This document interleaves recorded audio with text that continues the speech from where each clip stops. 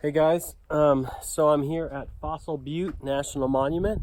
It's out here pretty close to Kemmerer, Wyoming, and about an hour or so from Evanston, Wyoming. So it's down here in the southwest corner of the state, I think, if I have my map right. It's surrounded by all this rolling sagebrush country. It's very deserty, I guess you could say, but it also has patches of thick timber and aspens here and there, tucked into little valleys and along ridges. But this is kind of antelope country and mule deer country, although there's elk everywhere around here too. So in fact they get I think like 1,000 head or more, maybe several thousand, or just several, I don't know what number I'm saying, out in this valley here in the monument itself, and they just winter here. So I'm going to take you to the visitor center. I've actually never been to it.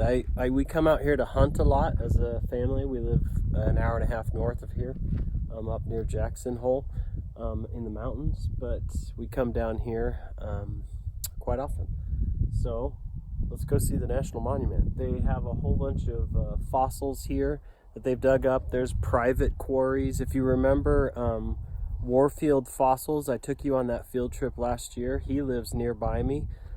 He has his fossil quarry out here nearby, and he does all those private tours and private diggings and stuff like that. But the monument itself, this is the government-owned piece of it, and anything in here belongs to, I guess, us as American people and as taxpayers. Let's go see the visitor center.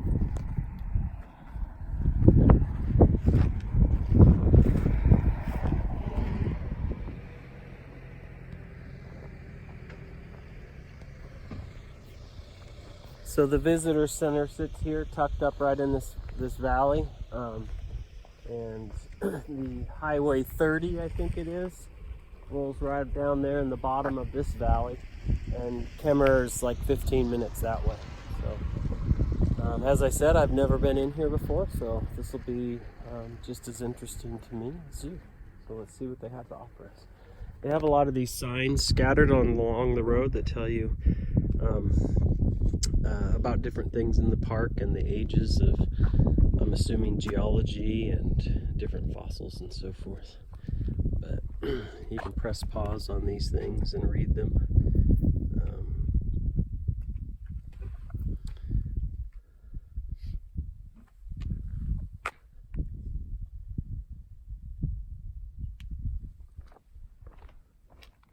So they have this, I guess this railing has different signs, and every 9 inches is 1,000,000 years. And so that helps you to visualize the age of the fossils and the different eras and periods, like the Paleozoic era and the Cambrian period, that scientists use to try and make sense of how old they think the Earth is and how it formed and its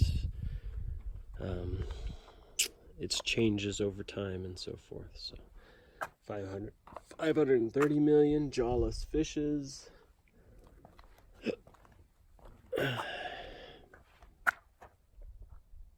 trilobites, and foraminiferans. I don't know how to say these words, so your guess is as good as mine. Here's some clams. So scientists, they study the Earth and its layers and do different tests, and they try and make sense out of how old they think the Earth is. And some people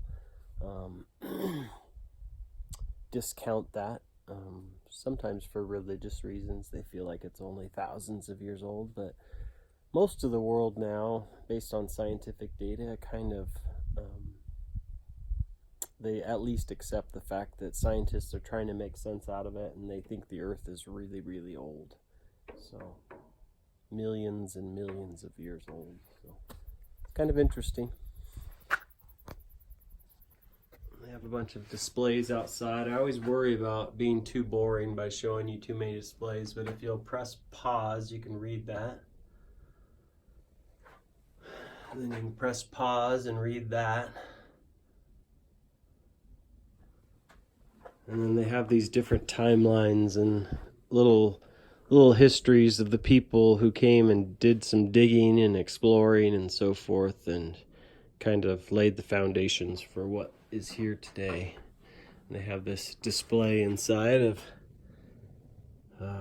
people digging up these fossils, and they often dig up, if you remember from Warfield Fossils Hill, it's in these shale layers of rock, and they'll pull up a layer and they'll just have a slice of rock basically with a fossil in it, and then they'll trim it up and take it out of here some way or another. Here's a little panel of early collectors. So back in the 1870s, railroad people, probably the first to come in, and then miners came in, late 1800s, and then into the 1900s as people came in and started to settle Wyoming, like camerer and ranchers and so forth. But if you remember last year with Mrs. Stoffer, who's our operations manager in the main office, if you remember her, she has that ranch out north of Lusk on the eastern side of the state, and she showed us all those cool dinosaur things they've dug up and the tracks in the bedrock and stuff like that. That was pretty amazing, if you remember that. And so all over Wyoming's a really good place to find fossils and dinosaur bones and tracks and all kinds of stuff.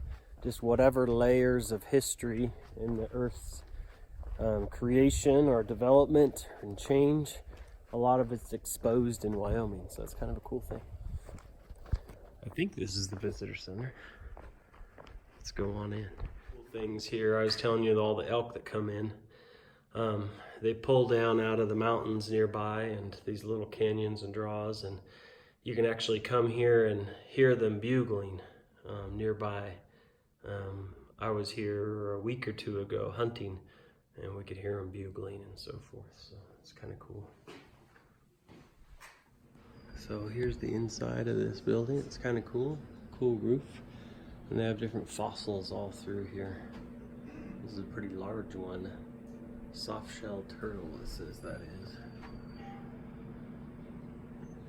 There's some more turtles. And this one says it's a new edition. Here's a cool one. This has little fish off to the side.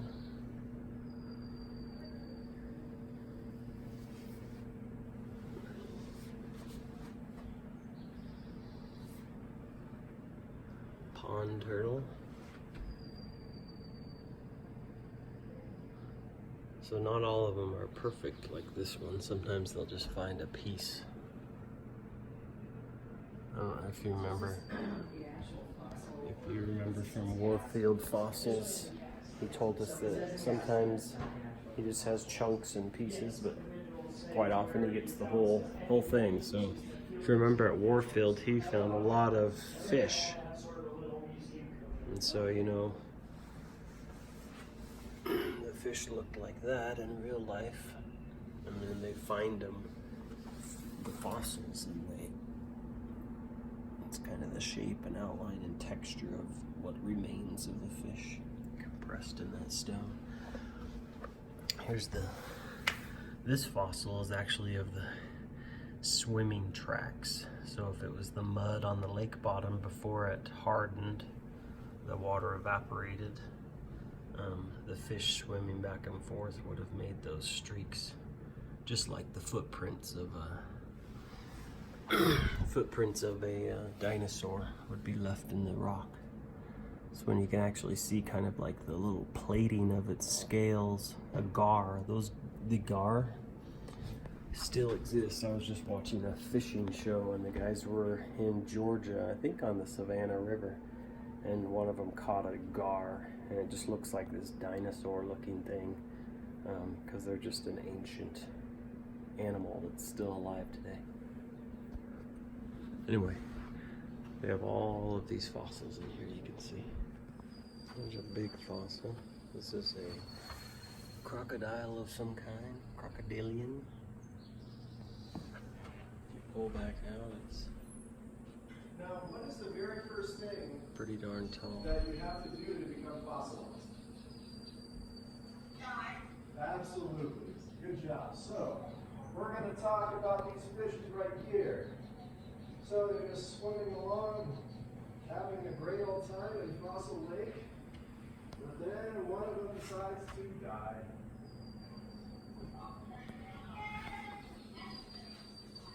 But they have all these displays in here.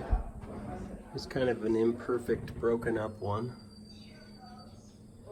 Its ribs are all displaced, and it looks like its vertebrae is kind of scattered, and its leg bones. Looks like its jaw bones were sitting off to the side of its head.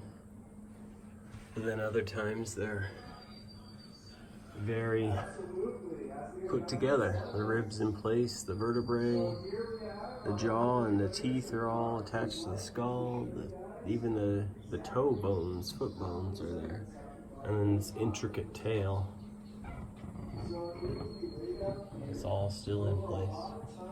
There's some possible lizard skin with modern iguana for comparison.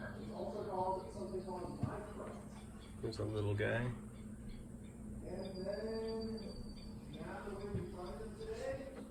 Here's snake. That's pretty cool. It's vertebrae and ribs.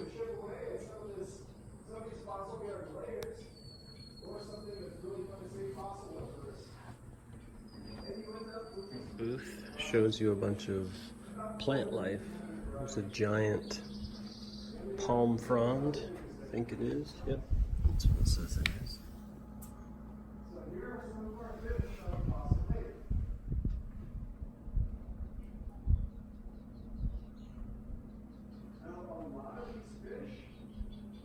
Bunch of different leaves.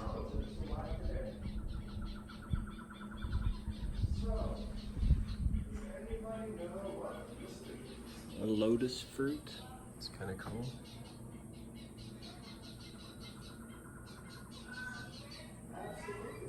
Here's a more intricate, multi-layered fossil plant, palm inflorescence.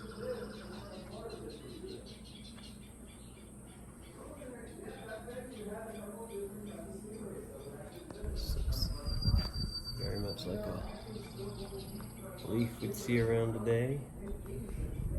There's a maple leaf crusted into the rock, fossilized. There's a leather fern.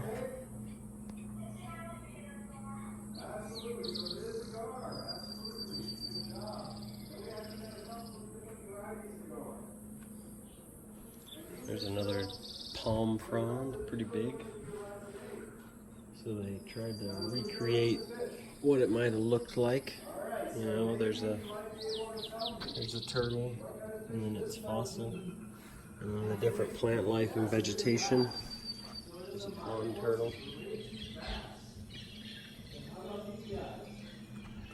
And then over time, as it gets compressed and flattened into the mud, if the conditions are right, it could fossilize, and then as the layers get exposed, they find these layers of fossils. So.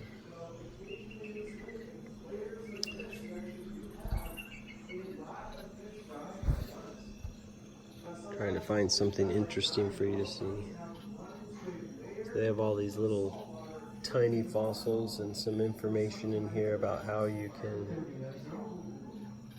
learn more about them and how they discovered them and how they came to be and so forth.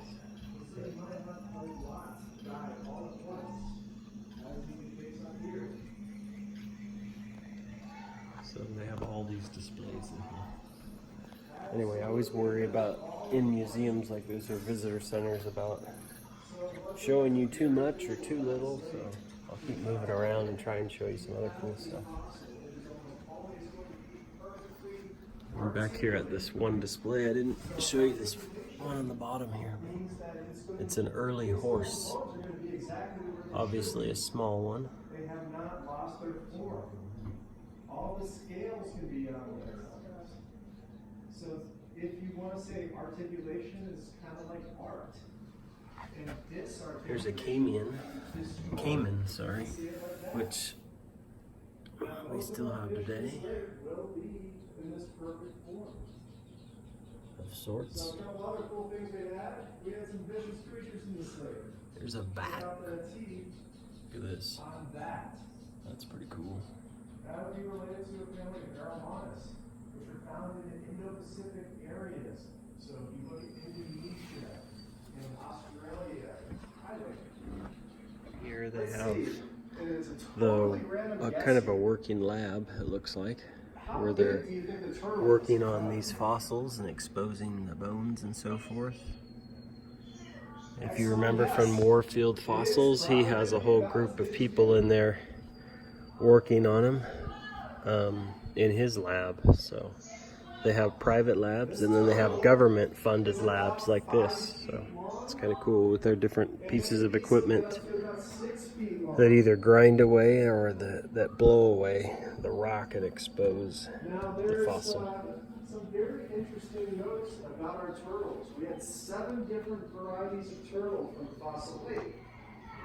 Okay guys, I'm gonna talk to Sam here. He works here at the monument, and we're gonna ask him some questions and find out about what he does and how you become someone who works here at the monuments and so forth. So, hello Sam. Hello. How are you? So tell me about how long you've been here at the monument. So I've been here going on 5 months. I got here kind of early May, right after I graduated college. Okay. What did you study in college? I studied geology, geography, and physics, so kind of varied stuff, all primarily in earth sciences. Okay. And you said this is the end of your seasonal job next week. Where are you headed? In a week here, I'll be moving down to Kentucky and working for the U.S. Geologic Survey down there as a hydrologist. What will you be doing? So I'll be studying watersheds, looking at rivers down there, kind of measuring flow, helping to predict flooding, and also looking at agricultural runoff and basically just how to keep our rivers cleaner. That's cool. And that'll be a permanent full-time job, yeah? Yes. So a lot of these kids are in middle school, high school. Tell me about what you were thinking about then as far as getting a job like this someday. So this has always kind of been the dream to some degree. I grew up always going to visit parks, going to national parks. Boy Scout, did a lot of backpacking, all that stuff. So I was always really interested in being outside, doing things outdoors, and kind of just learning more about our planet. So I looked for a college that had a good geology program close to home that I could afford reasonably, and found Arkansas and ended up there, studied geology, and just tried to get involved as much as I could and learn more by being out there and seeing it all. That's awesome. You have any advice for these kids in high school, especially if they're interested in a career like this? What should they do? Get involved as much as you can. There's a lot of places to volunteer with parks closer to home. Just get as much experience as you can, get outside whenever you can, and just soak it all up while you can. Okay. Is there anything they should plan on studying to get into a career like this? I mean, geology, earth science, those are great places to go. You can also look, if you're more interested in animals and things, the park does hire biologists. So there's always wildlife biology. Lots of different options, kind of depending on what you're really interested in.